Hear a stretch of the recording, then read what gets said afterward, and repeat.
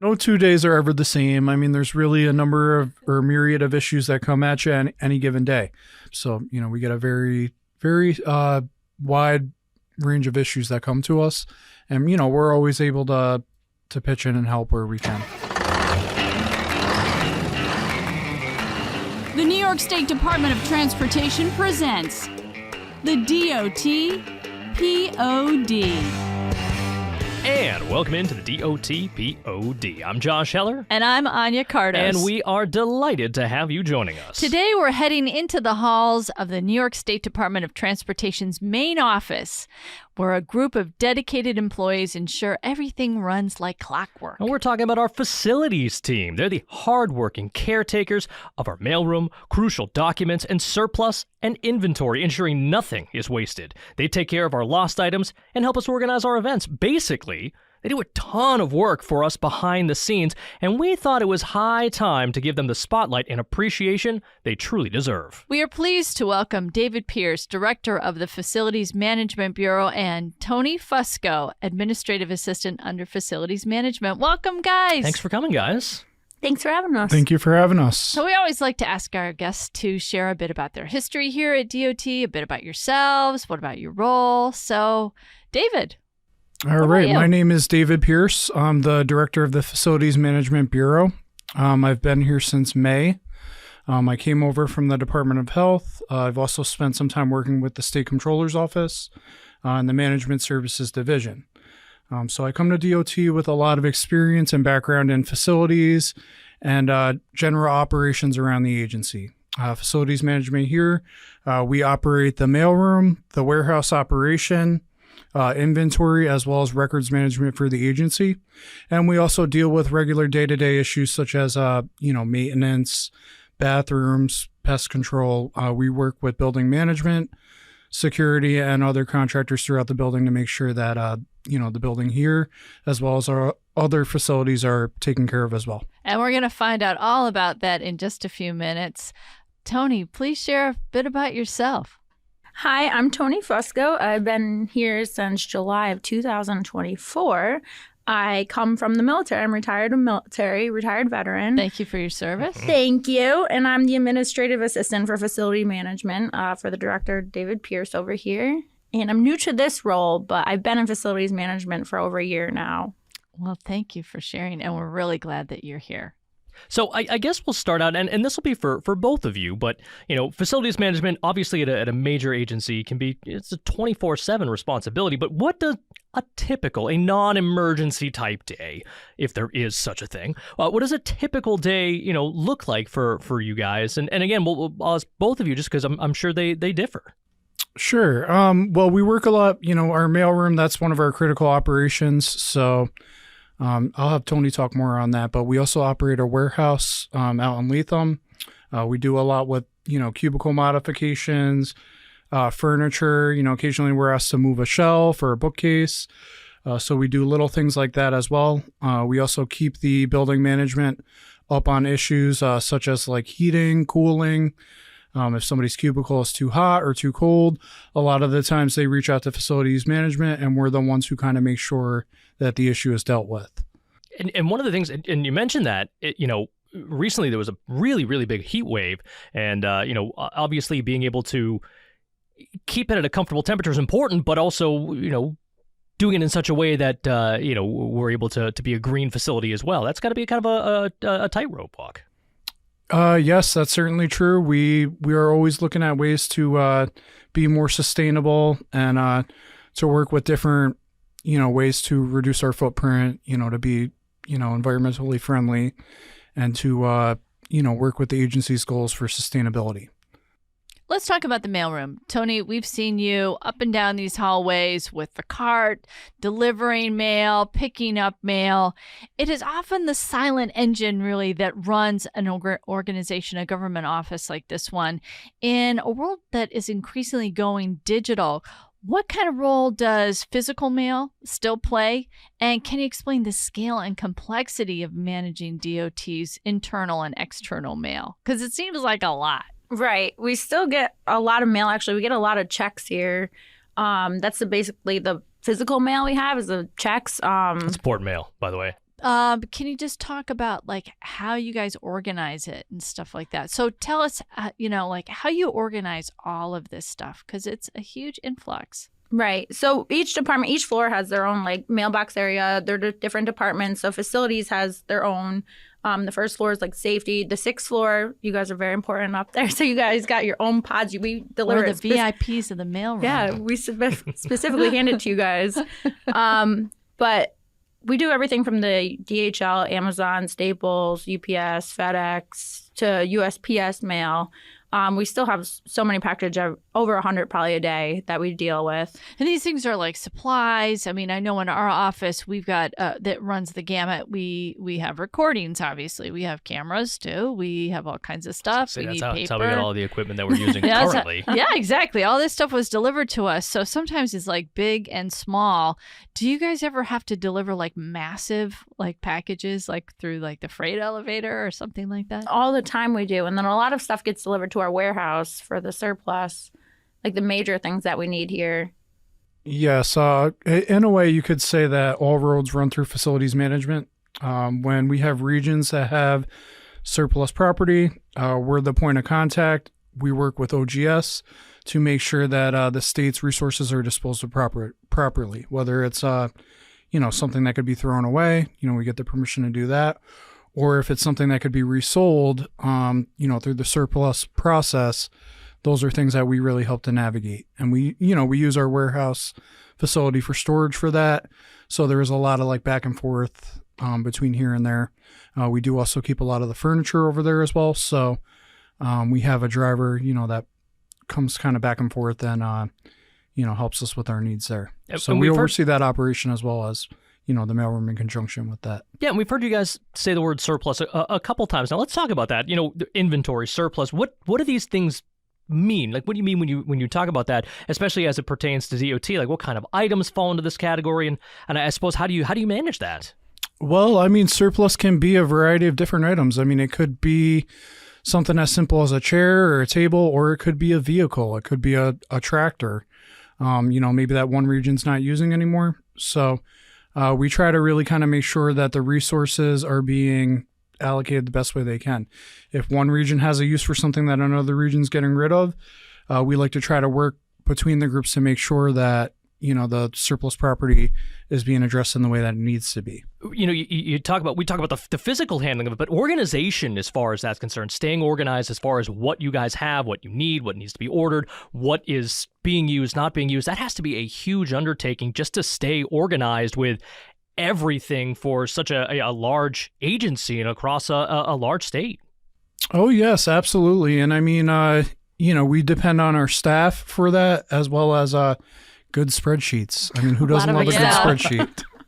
Well, it sounds a little like free cycling, though, too. Like how you see, like I remember when my kids were really little and we would use like the free cycle sites, and you would like, okay, I've got this item. Hey, a mom, do you need this? Do you need these boys' clothes? Do you need girls' clothes? Stuff like that. Is that kind of also what's going on here for you guys? In essence, I know it's not that simple, but is that kind of how it works with our various regions? We are currently kind of piloting a project that we're, I've kind of termed it as DOT Bay. And what it will be is it'll kind of be like a website where different regions, if let's say one area has 10 desks that they're no longer using and another area has a need, rather than have that second area procure desks and, spend additional state funds, we can get these different regions or areas talking together, and then people have the opportunity to be able to reuse resources that may have gone elsewhere. That is really, really cool because you're basically providing like chairs, desks, what are some of these pieces of equipment that people really need, or maybe they're like, we don't need this stuff anymore? Well, it's not always usable goods. I mean, sometimes we have parts and things like some of our labs have controller chassis, they call them. They're like the the metal boxes that the traffic lights hardware goes in. So we have stuff like that we occasionally get that has to be surplus or scrapped. So it's not really a one size fits all. I mean, we get a number of different things. The most common thing is really kind of furniture, office equipment, Occasionally we get, electronic items that people will try to turn in, and, we just kind of filter through it all and, kind of keep it organized. DOT Bay, it's brilliant. Sounds cool. Yep, it might be a little early to get that out there because we're still working on it, but yeah, that's kind of where we're working this. Good for you. Now, your office also handles mountains of crucial documents, from infrastructure plans to documents that have to be saved for historical purposes. Now, how do you ensure that these materials are stored and ultimately preserved the way they need to be? So with our records management, we do have a records management program that we use that does help us, to keep things in order. We do have different contacts throughout the agency for each area that are responsible for the records in that area. And what we do is we maintain those contact lists so that we make sure when somebody leaves, we have a person to replace them, for the records needs. In conjunction with that, we also do work very closely with the New York State Education Department because they manage the State Record Center and the archives. So periodically we do meet with them to hash out issues that may arise. And, we have a lot of records here. So it is kind of a job that requires a lot of attention.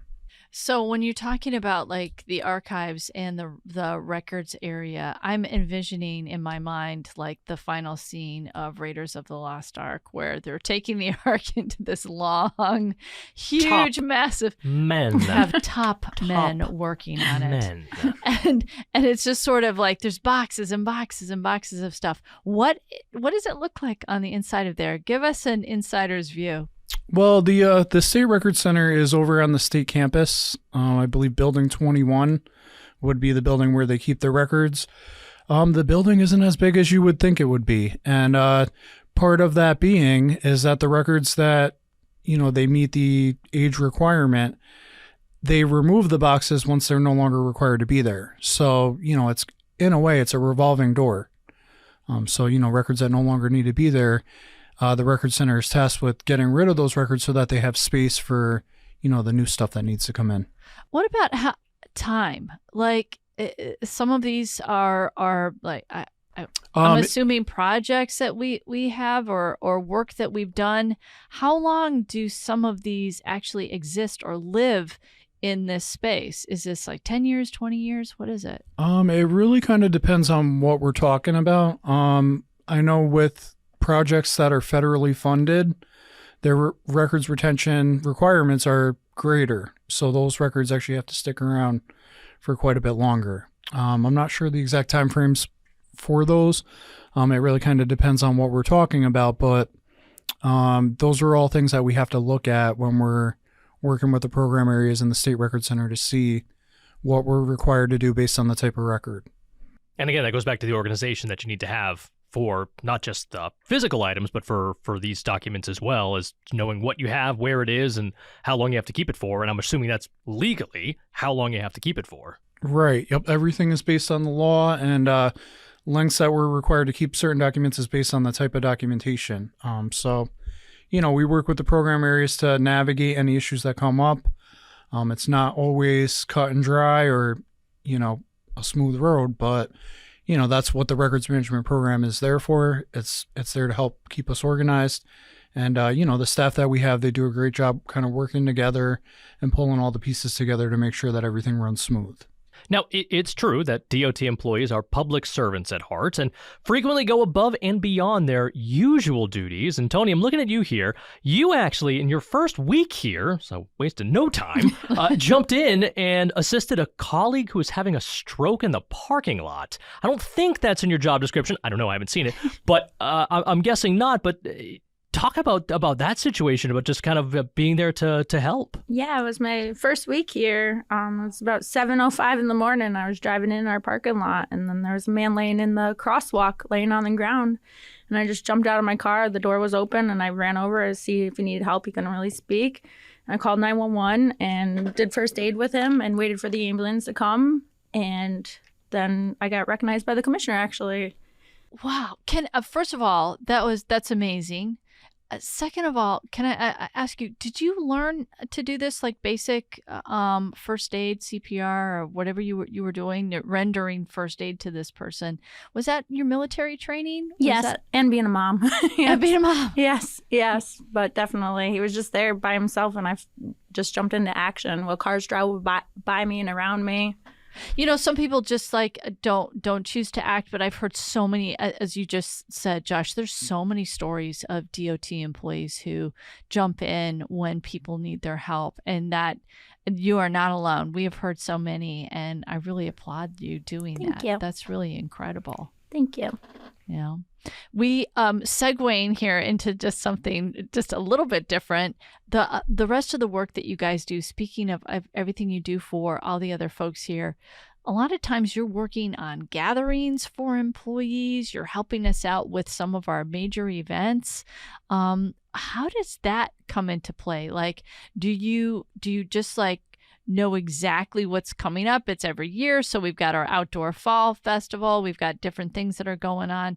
Talk about all the work that goes into that, because this is a big building. There's a lot of people who work here.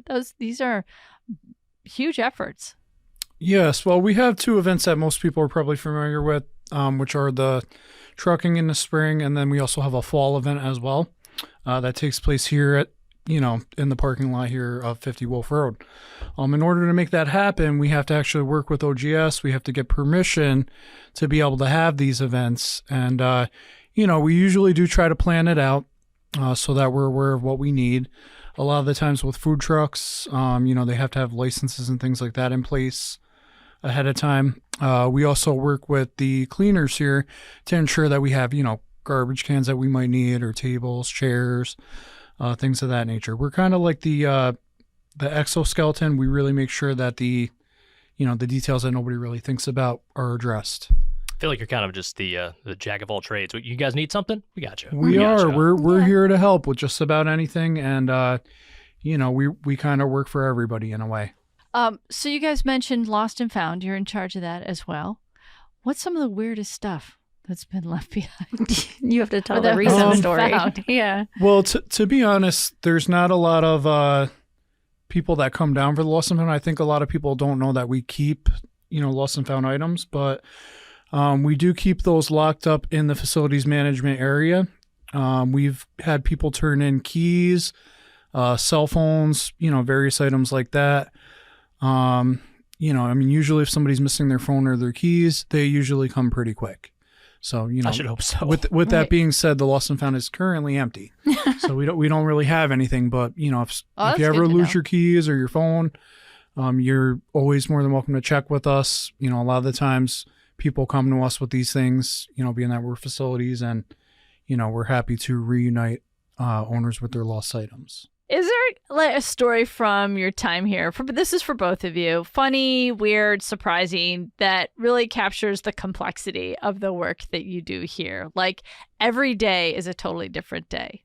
Yeah, for me, we're kind of like security here too at the loading dock. We let people in and out. And then one time in January, it was really cold out, and there was a homeless man. He lit our loading dock on fire, all our pallets. And so I had to go and get help, and safety came out. The fire department came, the police came. But that was interesting, like having someone start a fire in front of me. Like I was the first line of defense for that. I bet you didn't think you were going to be a firefighter that day, huh? No.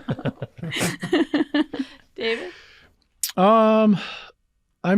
To me, the biggest story that really comes to mind is, the roof had a leak, and, I got a call saying that there was an issue up on the 6th floor. And when I went up, I looked up, and there was probably 4 or 5 ceiling tiles that were, heavily saturated and about to give way. So, it was a little bit of a scramble to get up there, and, I wasn't really entirely sure what I should be doing, 3 days in on the job, but needless to say, you quickly figure things out when you're under the gun, so to say. So what advice would you guys give to anyone who's interested in a career in operations or the kind of support services that you do within state government? What would you tell them? My best advice would just be to always keep a positive mind frame and a good attitude. That will get you through a lot of the situations that you may find yourself in. It's all about the mind state and just the mentality of it, and, kind of just keeping focus on the task at hand. So, just stay positive, stay focused, work hard, and, good things follow from there. How about you, Toni? This job I have, you will learn everything. You will do everything. So you'll learn every position. So I like it. So if you get a facilities job, take it. Good answers. Thanks, guys. So we have a little bit of time. And when we do have time, we like to ask our guests 2 questions. That being, what's your favorite road trip? And what are you listening to when you're on those trips? What's your favorite tunes out there? David, Toni. I have a wide range of music that I like. It really depends on the mood. Sometimes I might be in a hip hop mood. Sometimes I might be in a classic rock. Other times I might be classical music. So you never really know. Eclectic. Nice. Where are you headed? Well, with DOT, the most common road trip while I'm working would be to the warehouse on Avis Drive in Latham, so it's not much of a drive. All right, But come on. if Your I'm favorite. personally taking a drive, I like to drive out to New England, maybe go to Rhode Island or Westerly, maybe taking a beach day. Nice little nice. 3-hour drive. Yeah. Toni. Our road trip is to the campus center getting lost, so that takes us a little bit to find out where we're going. So, yeah, exactly. I'm more into podcasts though that I listen to. Big Dateline girl. Okay. Yeah. Ooh, you like mysteries and stuff like exactly. Yeah, me too. Exactly. True crime. Yeah, always. And your favorite road trip? Where do you like to go? My favorite would probably be Wildwood. Just always went there as a kid. Mm-hmm. That's my favorite. Very nice. Mm-hmm. Oh, excellent. Well, thank you both for taking some time in what I'm sure are busy days, but taking some time to chat with us and tell us a little bit more about what you guys do and your responsibilities, but also just for doing what you guys do on a regular basis, whether it's normal day-to-day stuff or the abnormal putting out fires, saving people, taking down, ceiling tiles that are falling, whatever else it might be. It does seem like whatever problem occurs, You guys will be are there. always You guys there. got it. You It's under guys are control. always there, and It's you have under our control. backs. So thank you. Yep, that's what we're here for. We're here to help.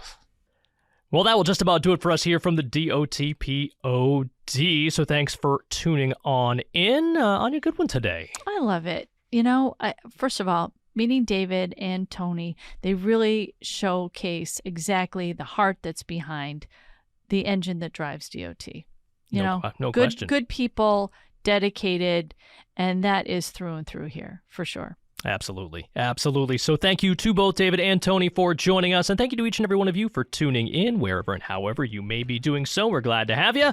And she's Anya. I'm Josh. We'll be right here next time on the DOT POD.